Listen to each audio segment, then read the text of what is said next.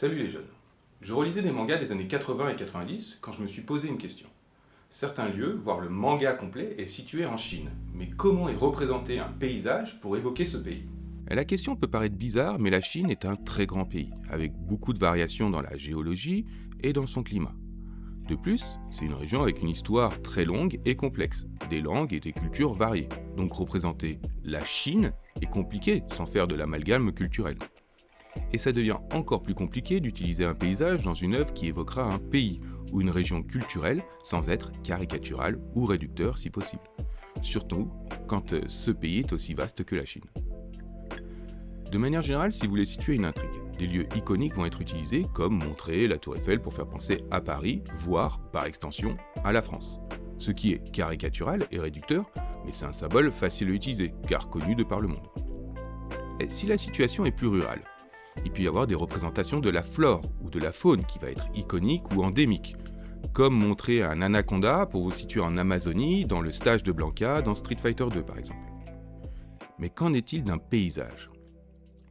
Prenons par exemple un Saint Seiya, les chevaliers du zodiaque en français. L'un des héros, Yoga, a une mère russe et s'entraîne en Sibérie orientale dans une zone côtière. Forcément, on montre des mers de glace, vent froid, neige et glace éternelle sont autant de marqueurs visuels qui situent l'intrigue. Alors que la Sibérie, c'est très grand et très contrasté en termes de climat. Mais aussi les glaciers sont assez peu développés et surtout présents dans les montagnes et donc rarement proches de la mer, sauf dans le Kamchatka et surtout dans les îles arctiques. Mais bon, c'est l'image que l'on a de cette région. Alors, qu'en est-il de la Chine ? Je vais prendre plusieurs exemples. Le premier, toujours dans Saint Seiya, est le chevalier du dragon, Shiryu, qui s'entraîne en Chine. Dans le manga, il est précisé qu'il s'entraîne aux 5 pics, près de la grande cascade de Rosa. En chinois, cela correspond à Lushan, littéralement les monts Lu. Dans ce lieu, il existe une montagne appelée Wulaofeng, le pic des 5 vieillards. Et dans ce même massif, il est possible de retrouver une grande cascade, la cascade Sandiequan. Cela dit, la cascade du manga ne ressemble pas vraiment à la cascade Sandiequan. L'auteur situe donc directement le lieu en reprenant certaines de ses caractéristiques.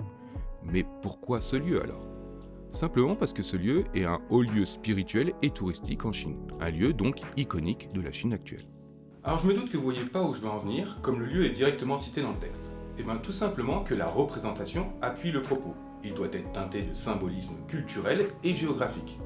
Maintenant imaginez, vous ne situez pas votre lieu dans le texte, mais vous voulez quand même rappeler l'origine de l'inspiration. À ce compte-là, vous pouvez prendre les premières planches de Dragon Ball. Pour rappel, le personnage de Sangoku est inspiré de Sun Wukong, le roi des singes dans le roman La pérégrination vers l'Ouest. Dans ce roman, l'intrigue part de Chine pour rapporter en Inde les écrits de Bouddha. Donc en reprenant un personnage inspiré de Sun Wukong, l'auteur le situe donc dans un paysage d'inspiration chinoise. Parce que oui, ce paysage fait penser à un paysage chinois. Et je vais vous expliquer pourquoi avec le troisième exemple. Un manga moins connu en France, mais que j'adore. Oshin, l'investiture des dieux. Ce manga est lui aussi inspiré d'un conte chinois. Il retrace la fin de la dynastie Ying, ou Shang, et la mise en place de la dynastie Zhou au XIe siècle avant Jésus-Christ. Le héros du manga, Tae Gong-wang, doit débarrasser la cour du roi des immortels taoïstes belliqueux l'ayant envahi, en éliminant en premier lieu Daji, sa concubine, immortelle et malicieuse, l'ayant envoûté. Tae Gong-wang va donc jouer de ruse et s'entourer de nombreux alliés pour mener à bien sa tâche. Dans le tome 5, Tae Gong-wang et certains de ses alliés quittent la capitale, Zaoge, qu'il est possible de situer vers l'actuel Anyang, et ils se rendent à Fengyi, la capitale de la province de Chiki, à l'ouest, située vers l'actuel Xi'an. Au cours du périple, ils vont rencontrer des immortels tentant de les arrêter. Et l'on peut voir des paysages très marqués de montagnes très découpées et rocheuses, rappelant notamment Wangshan ou Zhangjiajie. Désolé pour la prononciation. Or, ces lieux ne se trouvent pas du tout dans la région entre Anyang et Xi'an. Ils sont bien plus au sud. Dans l'animé de ce manga, il est aussi possible de voir des montagnes formant des monticules sur le bord d'un fleuve. Ce lieu iconique en Chine est Yangshuo, aussi plus au sud que l'intrigue de l'histoire. L'auteur utilise donc des régions iconiques de Chine pour faire le paysage, quand bien même ce n'est pas le paysage que devraient rencontrer les protagonistes. et je me suis posé la question de pourquoi ces paysages spécifiquement. En fait, c'est très simple. Ce sont des paysages qui ont fortement inspiré des grands artistes de la peinture paysagiste chinoise, le Shanshui. Cette imagerie a pénétré la culture graphique et populaire comme étant représentative de la Chine, entre guillemets. Combien même ce pays est immense et avec une géologie complexe et des environnements très variés. Mais les œuvres qui ont marqué la culture sont restées iconiques.